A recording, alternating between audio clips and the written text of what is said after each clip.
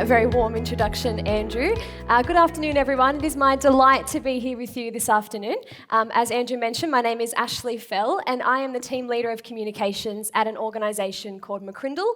We are a Sydney-based research communications agency, so it is very much true that we love Excel, we love data, we love poring over Excel spreadsheets and finding the insights and drawing those out. And as Andrew mentioned, a key passion of mine of late has been around the workplace and well-being, and how as leaders we can create thriving teams and workplaces and environments for our teams to thrive. And that's largely what I'll be speaking to you about this afternoon, some of the new research around that, and particularly some of the trends and changes happening in our workplaces. But of course, this conference is around the future. It's the future of leadership. And I wonder if anyone else, like me, felt like this really iconic futuristic year of 2020 was a really far off futuristic year. And here we are, sitting well past the middle of 2019, next year commencing a new decade of the 2020s.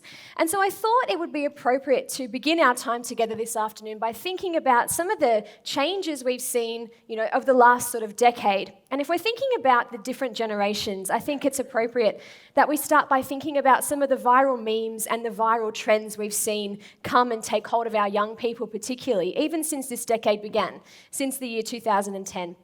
So if you cast your mind back for a moment, you might recall back in around the year 2010, we had this viral trend of photobombing, whereby we try and get in the back of someone's photo and photobomb it. Our current theory is that that trend may have actually originated by accident. That's obviously unverified there. After the trend of photobombing, we had this viral trend of planking, where we had this innate desire to lie down on things and take photos of ourselves doing so. Again, our current theory is that that trend may have actually originated by accident.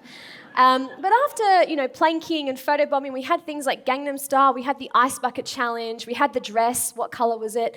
And I wonder, if I said to you there was a viral app of this decade, I wonder what app comes to your mind. You might want to whisper it to the person next to you. I know there's many to choose from. I often hear, suggestions like Facebook, Snapchat, Instagram, Candy Crush. Not sure if anyone was thinking along those lines. And if you got this correct, well done. Not many people do, I find, because the viral app of this decade was actually Pokemon Go. Not sure if anyone mentioned that to their neighbour or not. It was the app in terms of uptake, that was the quickest app we've seen. It reached 50 billion users in a mere number of days. So it was amazing. But it's been good to see, over the last couple of years, these emerging generations, our sort of current student population of today, moving away from the apps and the technology to even something as simple as the Floss Dance. A simple dance move has really taken hold of our young people today. Now, like most things in life, it looks easy, but it's a little bit awkward. And so if you are interested in finding out a little bit more about this, Google has some great advice for you. No word of a lie, the first thing that comes up when you type in Floss Dance into Google is a parent's guide. So I think we can all go home from this conference resting easy knowing that this exists for us. And if you are interested, I encourage you to Google it. But hopefully this is a bit of a fun and lively way to introduce this idea that we are living in times of great change, and we're leading in times of great change as well. And for us as social researchers, we're constantly running surveys and focus groups of Australians and beyond from different countries. And for us, what we've identified is that the amount of change happening, from the demographics to the social change to the generational transitions, as well as ongoing technology shifts, we've identified that change in our world today looks, or certainly feels, a little bit more like this, whereby there's lots of different changes happening, and they're happening at the same time. And as leaders, we have to be ahead of those changes and be responsive to those changes. And it can certainly be difficult for us to, keep ahead of those. If we think about the workplace, a lot of these changes are happening and impacting the workplace of the 21st century.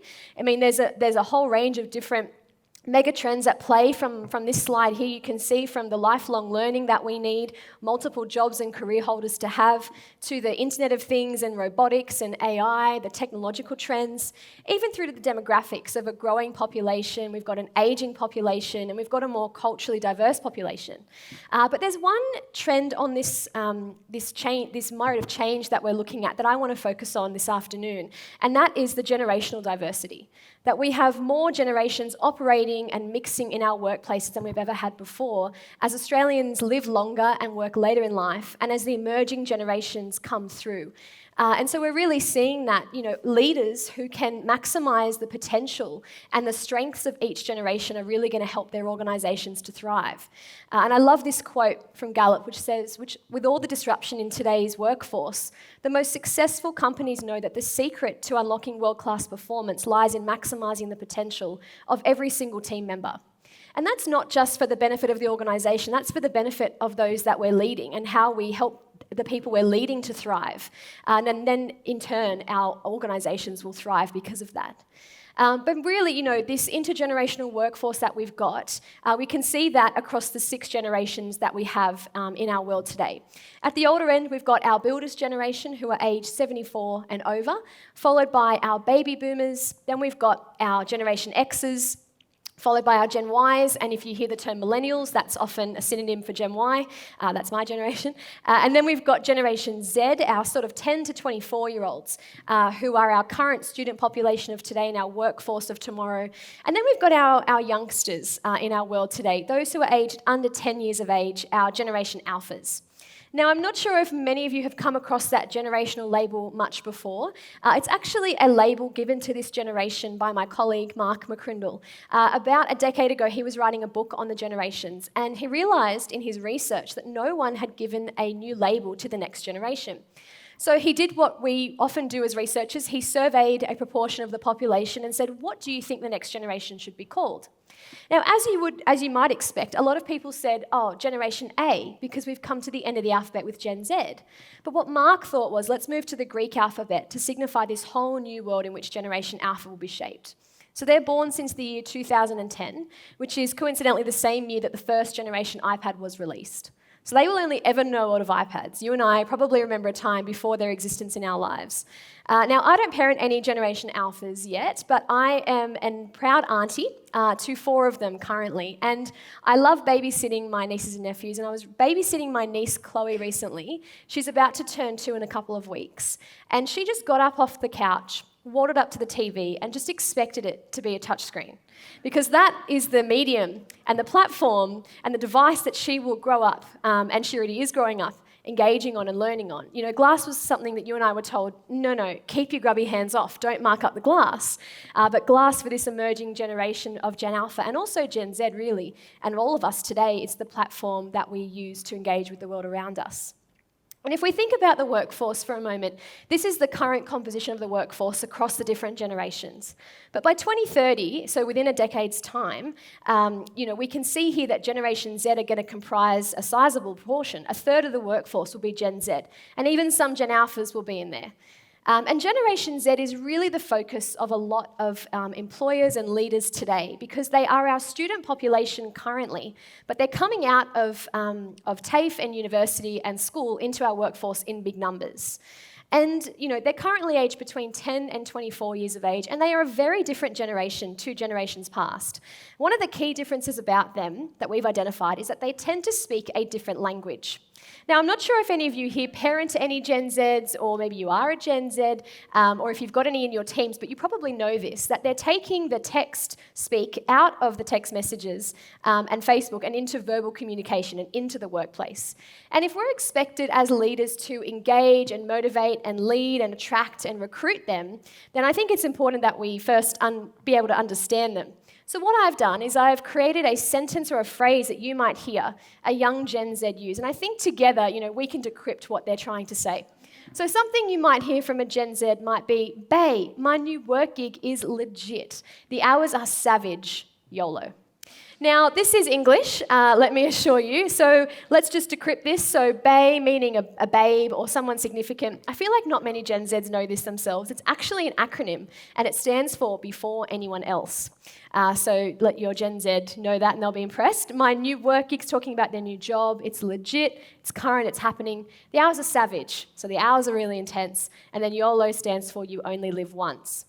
which reminds me of another acronym often used to talk about Gen Z, which is FOMO, the fear of missing out in this hyper-socially connected world. And that also reminds me of another research piece we conducted a few years back for Connoisseur Desserts. And we were positioning their ice cream, and instead of having a night out, and what you do, you stay at home and you have the ice cream and watch Netflix. Instead of the FOMO, it's actually JOMO. You don't fear the missing out. It's the joy of missing out. You get to a certain age. No one? Oh, well, that's my life stage anyway. Moving through this language, what we can see here, someone's obviously, typing a response. So what might be a common response to this? Well, something you might hear from a Gen Z in response is, "Yas, queen, slay girl, goat." Now, again, let's just decrypt, because this is important. So yas being excited, yes. Queen, someone at the top of their game. Slay, to kill it, but it's positive.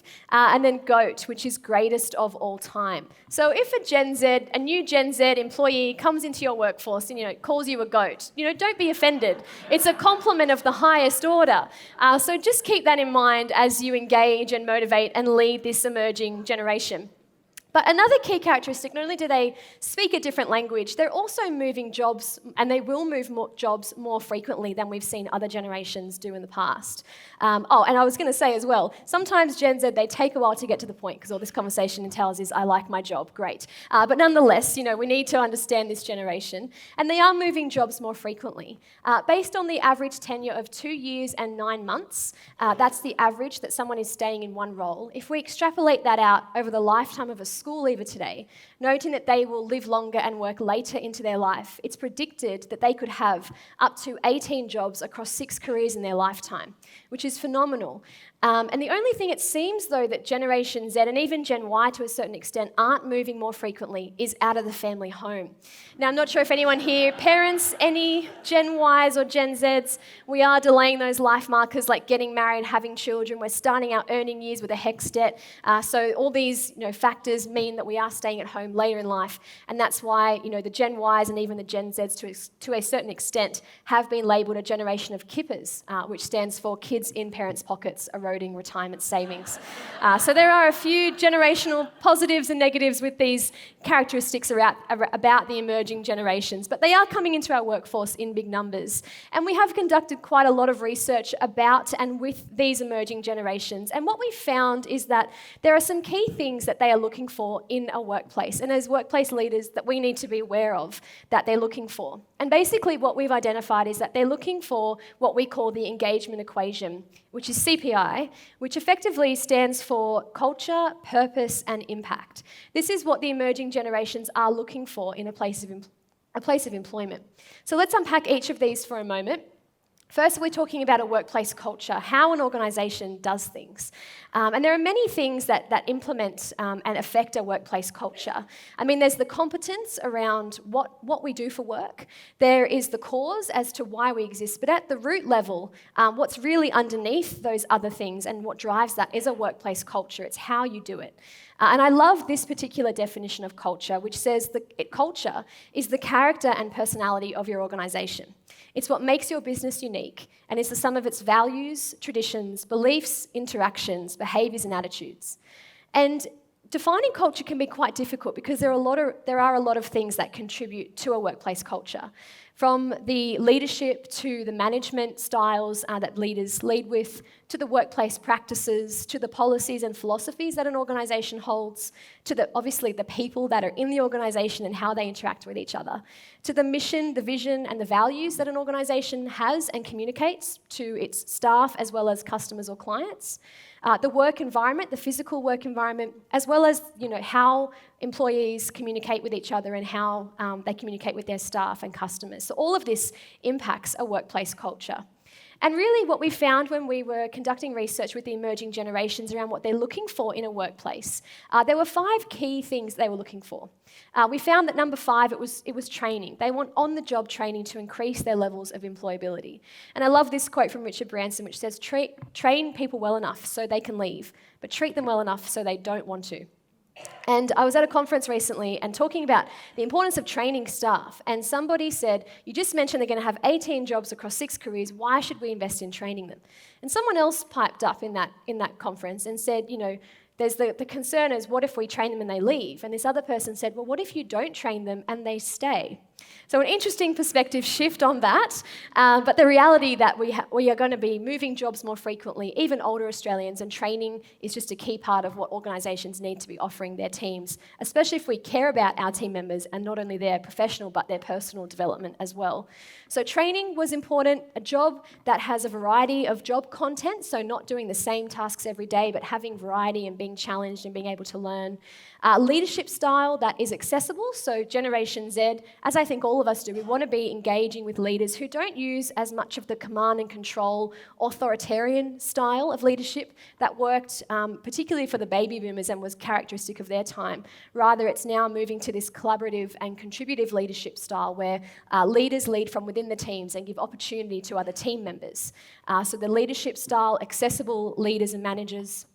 Secondly, they're looking for work-life integration. So not viewing work as a separate component of life. The typical 9 to 5 model of work is slowly fading as technology permeates all of our lives, that we can work from airports and cafes and from home. So how do we create balance for our team and flexible working conditions while valuing different aspects of their life? But above all, what was fascinating from this research was that a workplace culture or a sense of community at work was the number one thing that the emerging generations are looking for in their workplace. And as I mentioned earlier, these emerging generations are delaying traditional life markers like having children and getting married. They're less likely to know their neighbours. They're more likely to be involved in online communities rather than face-to-face interaction. Yet they still need that sense of community, as we all do. We need that sense of belonging and acceptance. So we see here the workplace is meeting multiple needs, and workplaces can be that sense of community.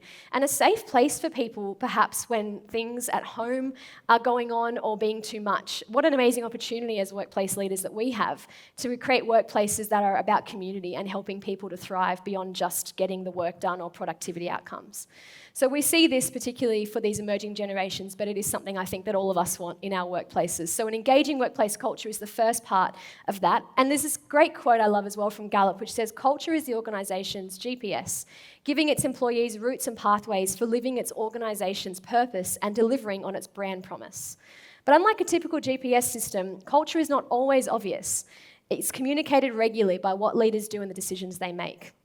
Now, when I read this quote in this report from Gallup, I was instantly reminded of a time in my own career when I was pretty new at McCrindle and I was in a small business doing a lot of different roles. And part of one of my roles was to look after my colleague Mark's sort of speaking engagements and his diary. And we had agreed for him to be part of a not-for-profit charitable event at a really low cost because he was passionate about it. And we locked it in, confirmed it with them. And then a couple of weeks later, an inquiry came through to my email for Mark to speak at an event, full paying fee, things like that. But the kicker was that it was on a cruise around the Mediterranean, leaving Rome, finishing in Barcelona, and it conflicted with the date of the charitable event we'd locked in a few weeks before. And instantly I was thinking, how do we get out of this charitable event? This is a once-in-a-career opportunity for Mark. He worked so hard, this would be amazing. And I remember Mark pulling me aside and saying, "Ash, those values on our wall are not just for show. They're not tokenistic.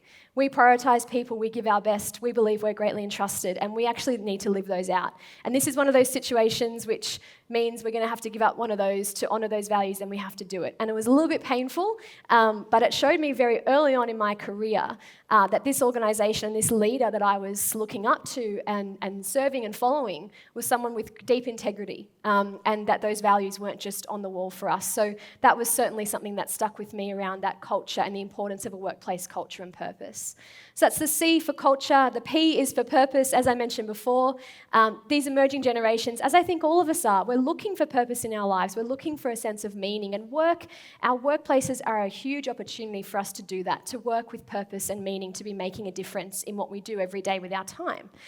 We see this particularly with young people, and I love this quote, which says, "Many young people leave jobs not because there is a compelling reason to leave, but because there is no compelling reason to stay." And in this high turnover job mobility, organisations that have that sense of purpose and can communicate that well to inspire teams serves to not only attract great talent but retain it as well.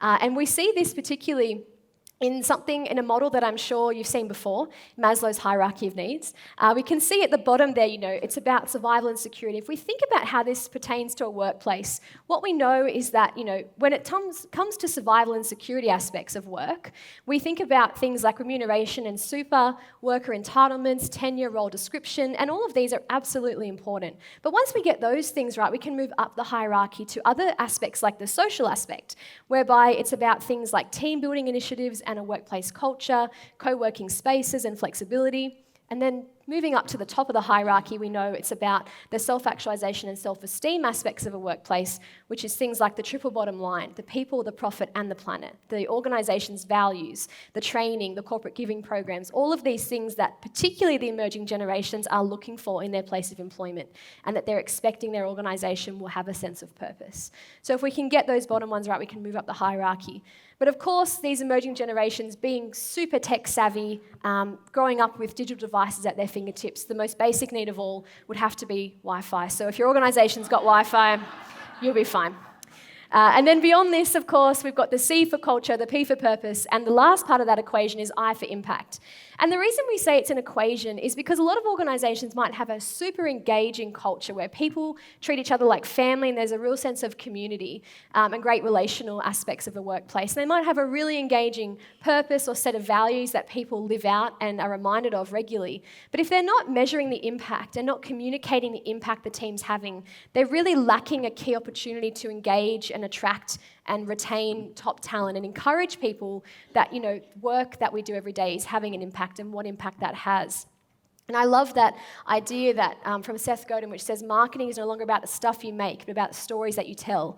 And that's not just about marketing to your clients or customers, it's internally as well. Telling stories where you've had an impact, where something that the organisation has done and what the people that work in it have done has made a difference is really inspiring to not just Gen Z, but all of us.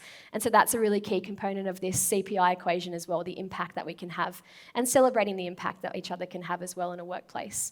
Now, if you're keen to find out a little bit more about this, we have just recently released last week a new report on this. So if you're keen to find out more about Gen Z and attracting and leading them, there is a website that we own called generationz.com.au, and there's a free report that you can download there, which basically goes into a lot of this, what we're talking about this afternoon, in a lot more detail.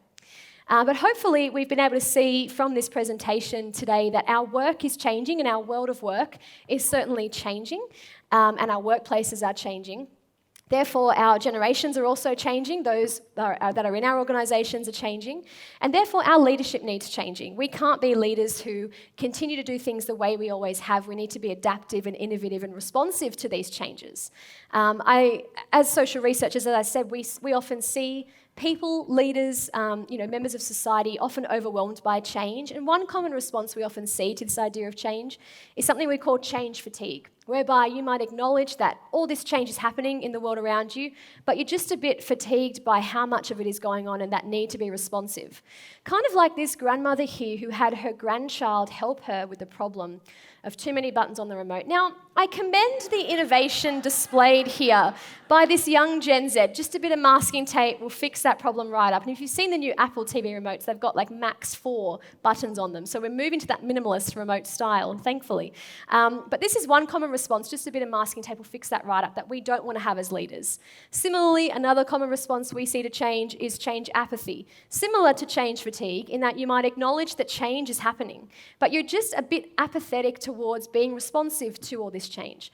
Kind of like this line writer here who saw something happening in their external environment and just thought, no thanks, I'll continue doing things the way I always have, thank you very much. So this is another response we see often to change that we at McCrindle are passionate about, guarding against. When we take time out, when you attend conferences like this and you get to hear from different thought leaders around some of the mega trends and the changes happening and how we can be better leaders and respond to this, then we can help our teams to thrive. And so in summation, I want to end on 3 E's that I hope will help you to be a better leader in these times of great change, particularly as we seek to attract and retain the emerging workforce. The first E is to encourage. I think leaders who encourage their staff or who take time out to give feedback and encourage them and build them up are great leaders. Leaders who develop other leaders and who prioritise their teams and the people in them. So those who encourage their teams are great leaders. The second E is not just encourage and say words of encouragement and affirmation, but to actually equip our teams and equip those that we're leading and delegate tasks and help them and train them and develop them as leaders in their own right. But if we're about developing more leaders, we don't just want to encourage and we don't just want to equip. We actually want to go to the final step, which is to entrust, which can be really hard. And it's a really key part, though, of being an effective leader in the 21st century, particularly for the emerging generations. We need to think about building them and transferring the knowledge and expertise that lies with older generations in our workplaces and entrusting these emerging leaders to give them opportunities. And in final, to sum up everything I've said, I wanted to quote Steve Jobs, who I think could do a better job of summing all this up than I could. This quote, which says, "Management is about persuading people to do things they do not want to do. But leadership is about inspiring people to do things they never thought they could." Thank you.